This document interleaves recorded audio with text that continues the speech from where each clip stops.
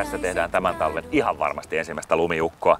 Jouluradiosta tervehdys 10-vuotiaasta menestystarinasta, joka aikanaan syntyi vähän niinkään kuin vahinkolapsena. Mutta viime vuonna sitä kuunneltiin jo 130 ja vähän reilussakin maassa. Tänä vuonna etsimme tälle Pekka Simojoen Tulkoon joululaululle tavallaan seuraajaa, sillä se lienee viimeisin suomalaisten sydämiin päässyt joululauluhitti.